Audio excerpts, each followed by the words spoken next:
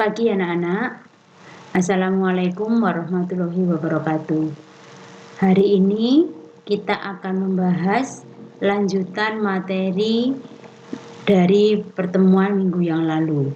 Untuk itu, silahkan kalian buka dulu modulnya dan berdoa dulu.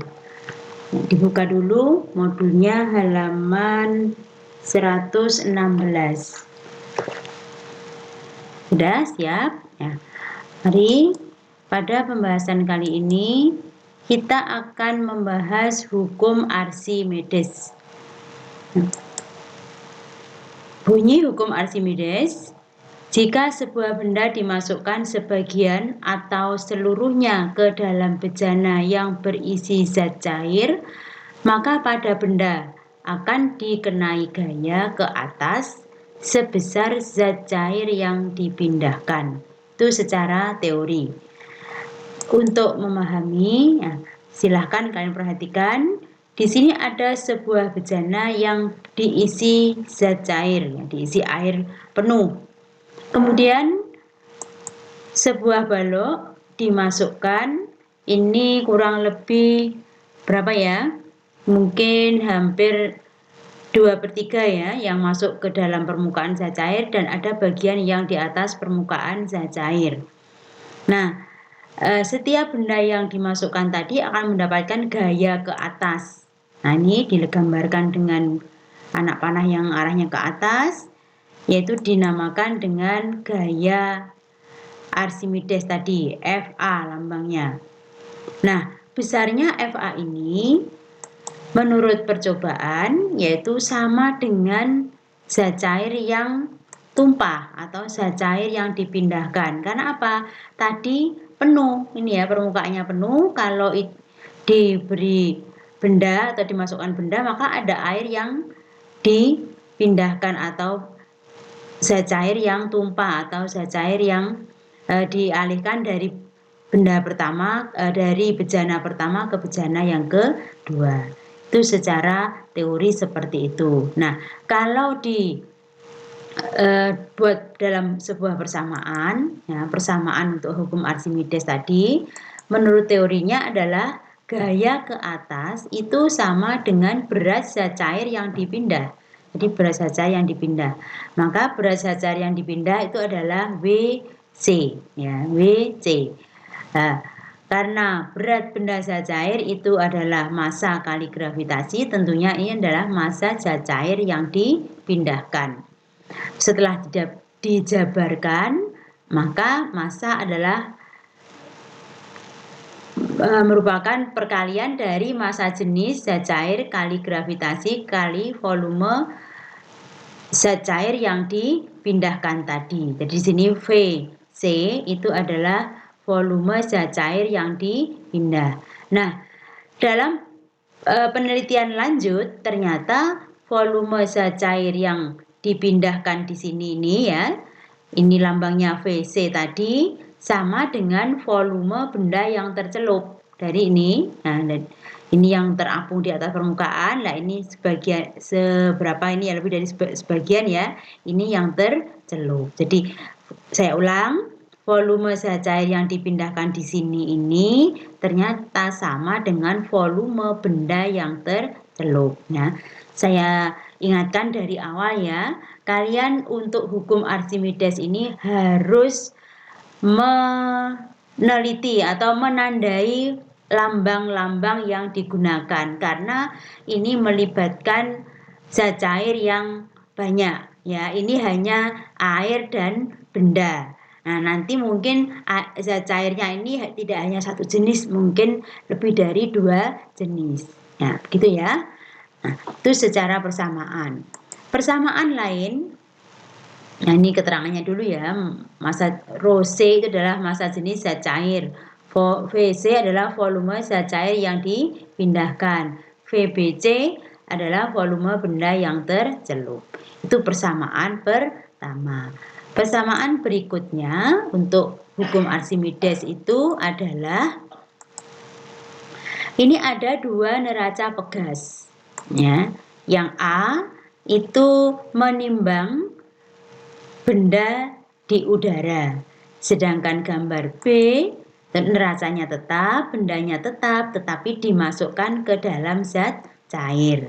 Nah, dari dua gambar ini kita peroleh besaran yang pertama ya, itu WU. WU itu apa? Berat benda di udara. Jadi yang angka yang dibaca di neraca sebelum dimasukkan ke dalam zat cair itu merupakan berat benda di udara, lambangnya WU. Sedangkan untuk gambar yang B, neracanya tetap, bendanya tetap, tetapi dimasukkan ke dalam zat cair. Maka yang terbata di dalam neraca pegas itu dilambangkan dengan WC atau berat benda dalam zat cair. Nah, berapa gaya Archimedes yang dialami oleh benda ini? Itu ternyata persamaannya gaya ke atas atau gaya Archimedes yang dialami oleh batu itu merupakan selisih antara berat benda di udara dikurangi berat benda di dalam zat cair. Nah, itu persamaan kedua dari hukum Archimedes. Nah, dari konsekuensi adanya hukum Archimedes ini atau benda yang dicelupkan ke dalam zat cair itu akan terasa lebih ringan. Misalkan kalian berenang itu nanti akan merasakan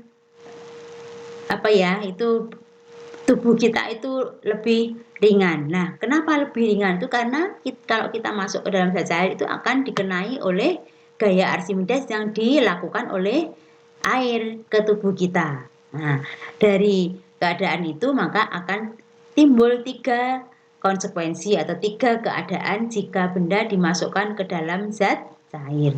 Yang pertama apa? Benda itu terapung, kedua tenggelam, dan ketiga adalah melayang. Seperti gambar B ini disebut melayang.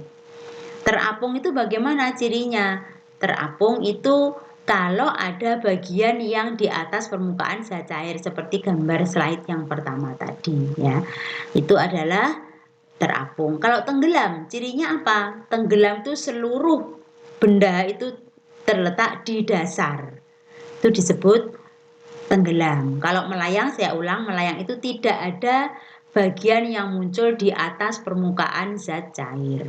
Itu tenggelam. Nah, syaratnya apa? Syarat terapung itu adalah massa jenis benda kurang dari massa jenis zat cair. Kalau tenggelam, massa jenis benda lebih dari. Sedangkan melayang itu adalah sama dengan. Itu persamaan untuk hukum Archimedes. Nah, lebih jelasnya silahkan kalian buka di halaman 132. Kalian lihat contoh soal nomor 21. Nah, dari soal itu diketahui ada sebuah bejana diisi air, kemudian dimasukkan sebuah balok di mana yang masuk ke dalam permukaan zat cair itu adalah 0,4 bagian, sedangkan yang terapung adalah 0,6 bagian dari seluruh balok. Nah, berapa gaya yang dialami, gaya ke atas atau gaya Archimedes yang dialami oleh balok? Mari kita hitung. Kita jawab, itu ya. Gaya Archimedes tadi adalah ρ C G volume benda yang tercelup. Kita tidak menggunakan volume zat cair yang tumpah karena di sini tidak ada yang tumpah. Kita gunakan volume benda yang tercelup. Jadi kita masukkan massa jenis air adalah 10 pangkat 3 kg per meter kubik, gravitasinya 10, volume benda yang tercelup adalah 0,4 bagian dari seluruhnya. Jadi 0,4 dari seluruh volume benda yaitu 10 pangkat min 4 meter kubik. Dari penghitungan diperoleh bahwa gaya Archimedes sebesar 4 kali 10 pangkat min 1 Newton atau 0,4 Newton. Nah, itu contoh soalnya. Contoh soal-soal yang lain silahkan kalian kerjakan sendiri. Nah, untuk kali ini kita lanjutkan pembahasan yang kelima, yaitu tentang tegangan permukaan. Gaya apa yang disebut dengan tegangan permukaan? Tegangan permukaan itu adalah gaya selaput permukaan tiap satuan panjang yang arahnya tegak lurus pada salah satu sisi sebuah garis yang terletak di permukaan tersebut. Ini sangat sulit ya mungkin dipahami ya. Tetapi begini, tegangan permukaan itu contohnya seperti kalau ada ini ya, nyamuk yang hinggap di atas permukaan air. Kalau dilihat, kaki nyamuk itu adalah kecil, panjang, lancip. Nah, kalau menurut perhitungan itu pasti akan masuk ke dalam zat cair ya, tetapi ternyata tidak. Kaki nyamuk itu bisa di atas permukaan tanpa masuk. Nah, itu karena ada tegangan permukaan tadi. Yang kedua, untuk merendam baju yang kotor, terutama yang berminyak, itu perlu deterjen. Fungsinya apa deterjen itu? Deterjen itu adalah untuk menurunkan suhu. Karena apa? Kalau suhunya turun, maka akan memperkecil tegangan permukaan sehingga air cepat basah dan kotorannya cepat larut. Itu adanya tegangan permukaan ya. Itu secara teori seperti itu. Kalau dilihat di dalam permukaan itu tidak ada selaputnya, tapi seakan-akan seperti ada selaput sehingga kalau kita meletakkan silet atau jarum itu dengan hati-hati maka tidak akan tenggelam. Itu karena di dalam permukaan zat cair itu seperti ada selaput, gitu ya. Nah, tegangan permukaan itu lambangnya adalah gamma. Nah, besarnya persamaan tegangan permukaan itu ada dua keadaan. Yang pertama, jika zat cairnya berupa air, maka gamma sama dengan gaya persatuan panjang. Jadi gamma itu gaya yang bekerja pada zat cair itu apa? Kalau jarum berarti ya berat jarum, F ini menjadi berat jarum, L-nya adalah panjang jarum. Maka secara umum gamma sama dengan F per L. Itu kalau zat cairnya air saja. Nah, yang kedua, jika zat cairnya larutan air sabun. Larutan air sabun, maka tegangan permukaannya adalah F per 2L karena ada dua permukaan. Kalau dijabarkan, berarti gayanya merupakan berat benda pertama ditambah berat benda kedua dibagi 2L. Nah, untuk tegangan permukaan ini silahkan dibuka gambar-gambarnya ya. Ini untuk kali ini saya untuk tegangan permukaan tidak saya gambar ya, biar kalian membaca modulnya. Setelah tegangan permukaan, kita yang keenam adalah membahas tentang viskositas. Apa itu viskositas? Viskositas itu adalah sifat zat cair ternyata mempunyai gaya gesek. Untuk zat cair tertentu mempunyai gaya gesekan. Ya, itu nanti akan kita bahas dalam pembahasan selanjutnya yaitu tentang fluida ideal dan fluida tak ideal. Ya, asli dan ideal itu nanti ya. Nah, viskositas ini yang mempelajari adalah Stokes. Nah, sehingga dinyatakanlah hukum Stokes yaitu bahwa gaya gesek yang dipunyai setiap fluida itu lambangnya F. Nah, lambangnya F sama dengan 6 Pi, kemudian koefisien viskositas, kemudian V adalah volume kecepatan bola, sedangkan R adalah jari-jari bola. Itu hukum Stokes. Kemudian, nah karena ini uji cobanya adalah sebuah bola dimasukkan ke dalam fluida tertentu, tentunya kecepatan bola akan bisa dihitung. Nah, kecepatan bola dihitung dengan persamaan sebagai berikut. Nah, itu rho benda dikurangi rho zat cair kali volume benda kali gravitasi dibagi Pi koefisien viskositas kali jari-jari bola. Jadi kalau kita memasukkan bola, baik itu bola ini dalam arti pengertiannya bukan bola voli ya, di sini bola mungkin kelereng atau bola pingpong itu ya ke dalam zat cair, maka kecepatan benda di dalam zat cair itu akan dipengaruhi oleh gaya gesek yang dimiliki oleh setiap zat cair. Ini persamaannya ini. Nah, gitu ya untuk yang ke-6. Untuk pembahasan terakhir dari fluida statis itu adalah kapilaritas. Apa yang disebut dengan kapilaritas? Kapilaritas itu adalah gejala turun naiknya permukaan zat cair yang berada dalam pipa sempit yang kedua ujungnya terbuka. Saya ulang, gejala turun naiknya permukaan zat cair yang berada dalam pipa sempit yang kedua ujungnya terbuka. Pipa sempit yang kedua ujungnya terbuka itu disebut dengan pipa kapiler.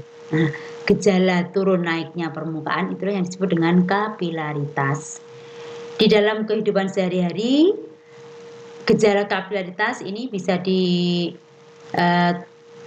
lihat pada dinding kalian lihat ya, dinding rumah itu kadang yang bagian bawah ada yang keropos, itu karena adanya permukaan air yang naik ya, tadi disebut dengan kapilaritas tadi. Atau sekarang mungkin enggak populer ya, yaitu naiknya permukaan minyak dalam sumbu kompor yang masih pakai sumbu ya, mungkin sekarang sudah tidak ada. Itu adalah juga merupakan kapilaritas.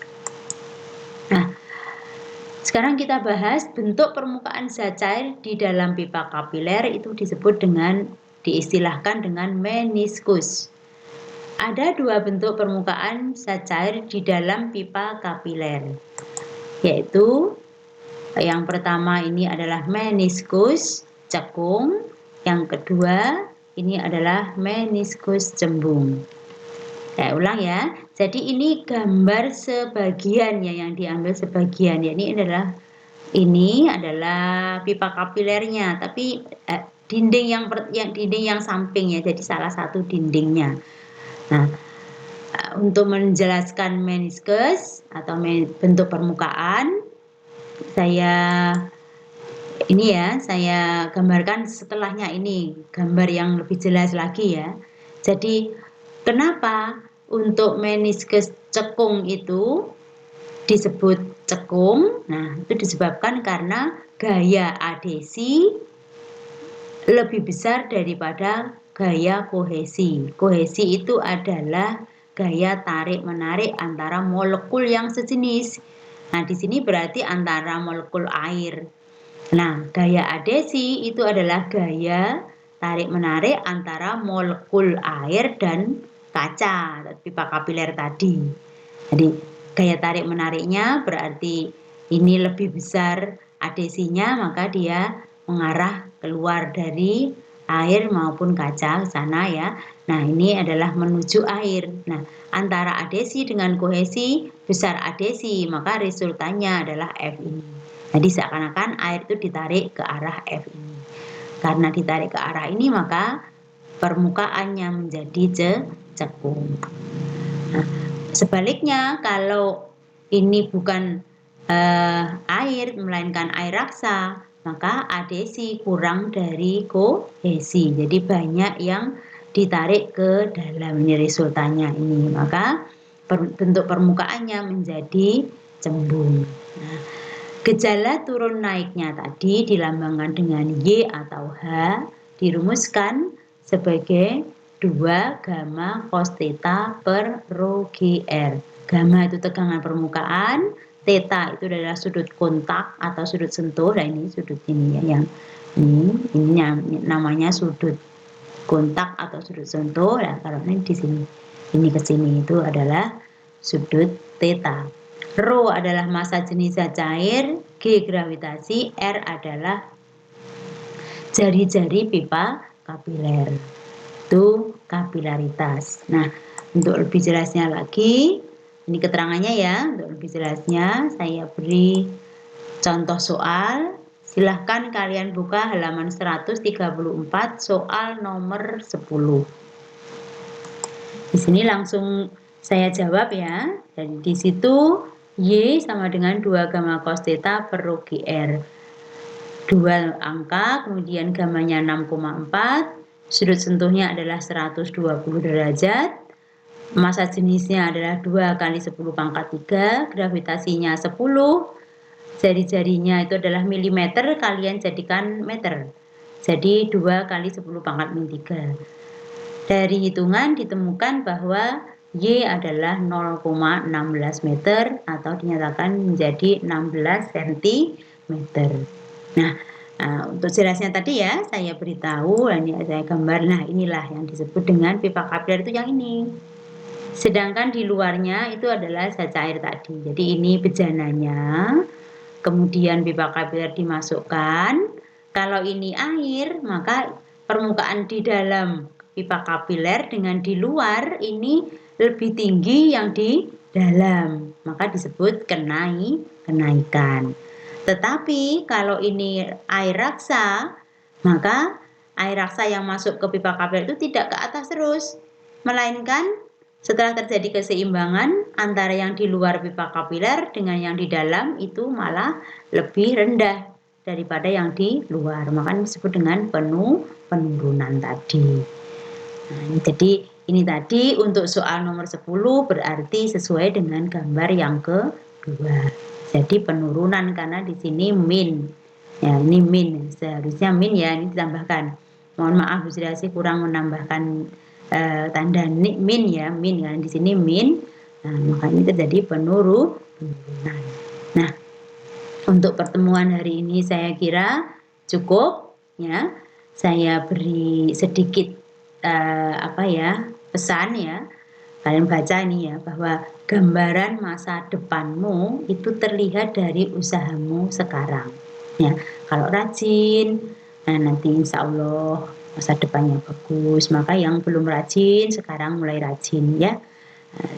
Sekian saja. Mohon maaf atas segala kesalahan. Mintalah ilmu kepada Allah yang Maha Rosid. Ya. Sekian. Wassalamualaikum warahmatullahi wabarakatuh. Pun Pak. Simpan. Wis tak irenge wis tak? Wis mandek ya, terus? Simpan ning ndi? Lha carane gak iso nek nyimpen mbok warai. Simpan. Duh. Bar klik ireng klik simpan sing ndi? Gak enek. Zoom in out karo pause resume.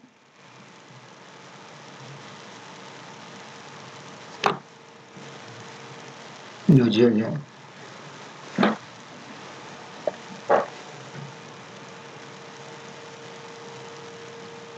Ini kita tuh klik.